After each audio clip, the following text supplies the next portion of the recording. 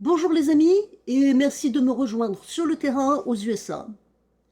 En France, comme dans toute l'Europe, on se focalise beaucoup sur la politique étrangère de Donald Trump et son impact sur nos pays. À raison, c'est bien évidemment critique. Mais je veux proposer un autre point de vue. Je vais partager avec vous comment les Américains conscients de l'importance de la démocratie voient la situation actuelle aux USA.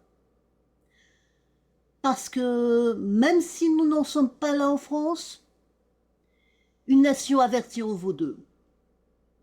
Aujourd'hui, je partage avec vous l'expérience récente d'un politicien. Rarement les gens auxquels on fait le plus confiance, certes. Et donc on est bien en droit de se méfier que son alarmisme puisse être une tactique de communication.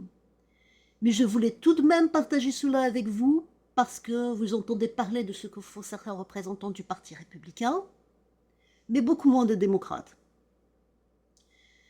Je vous rapporte donc ce que Chris Murphy, sénateur du Connecticut, disait aux activistes démocrates en début de semaine dernière.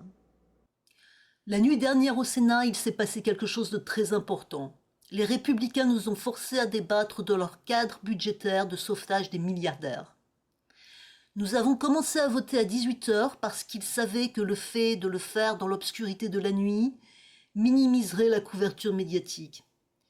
Et ils ne veulent pas que le peuple américain voie à quel point leur cession de notre gouvernement à la classe des milliardaires est flagrante. Je veux donc expliquer ce qui s'est passé hier soir et ce que nous avons fait pour riposter. Le point culminant du plan des républicains visant à remettre notre gouvernement entre les mains de leurs riches amis est une réduction d'impôts énorme pour les milliardaires et les entreprises. Et ils prévoient de payer pour cela en réduisant les programmes dont dépendent les salariés. Des programmes populaires et nécessaires comme Medicaid, Medicare et SNAP sont tous visés. Pour faire passer la réduction d'impôts, les républicains doivent passer par une série d'étapes procédurales. Hier soir, ils ont franchi la première étape, qui consiste à adopter les grandes lignes de leur plan, mais chaque sénateur peut alors proposer autant d'amendements qu'il le souhaite. C'est ce que mes collègues démocrates et moi-même avons fait. Nous savions que les républicains s'y opposeraient à l'unanimité, mais nous avions deux objectifs. Premièrement, les républicains ont été contraints de donner leur avis, souvent pour la première fois, sur les partis les plus corrompus de l'agenda de Trump et de Musk. Deuxièmement, comme je l'ai dit, je vais rendre chaque processus et procédure aussi lent et douloureux que possible, tant que mes collègues choisiront d'ignorer la crise constitutionnelle qui se déroule sous nos yeux. Qu'avons-nous donc proposé ? Nous avons proposé de ne pas réduire les impôts de ceux qui gagnent 1 milliard de dollars par an. Nous les avons fait voter sur la question de savoir si Elon Musk et le Doge devaient avoir un accès illimité aux données personnelles des Américains. Nous les avons fait voter sur la protection de la FIV et de l'obligation pour les assureurs de la couvrir. Tous les amendements proposés par les démocrates ont été rejetés. Sur presque tous les amendements, l'opposition des républicains était unanime. Tous les républicains ont voté contre notre proposition visant à empêcher de nouvelles réductions d'impôts pour les milliardaires. La corruption et le vol se déroulent ici au grand jour. Pour les républicains, le but est de prendre votre argent et de le donner aux entreprises et aux milliardaires les plus riches, même si cela signifie mettre vos parents à la porte d'une maison de retraite ou supprimer Medicaid pour les enfants les plus pauvres. Ils savent que ce qu'ils font est profondément impopulaire. Ils offrent aux plus riches une réduction d'impôt 850 fois supérieure à celle qu'ils proposent aux salariés.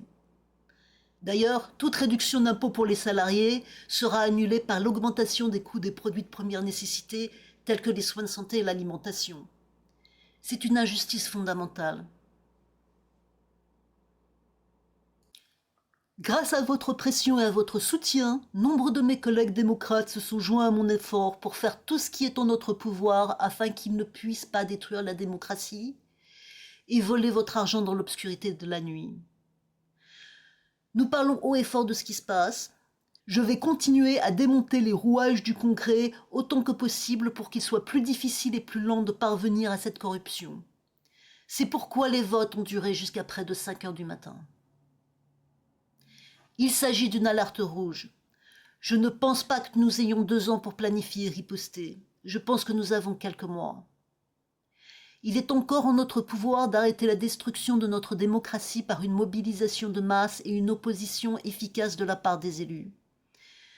Nous ne devons donc manquer aucune occasion de mettre les républicains sur la sellette et d'attirer l'attention sur ce qui est en train de se passer. Vous avez également un rôle à jouer à cet égard. J'ai besoin que vous amplifiez ce qui se passe, que vous souteniez les dirigeants qui se battent pour vous afin qu'ils puissent continuer à dire la vérité au pouvoir contre Musk et les acolytes milliardaires de Trump, et que vous participiez aux rassemblements et aux assemblées générales. Utilisez tous les outils à votre disposition pour envoyer un message fort et clair sur la façon dont vous attendez de mes collègues qu'ils dirigent et se battent en ce moment. C'était donc le message de Chris Murphy, sénateur du Connecticut. Le projet de loi budgétaire en question est maintenant passé dans la Chambre des représentants. C'est tout pour aujourd'hui et à très bientôt.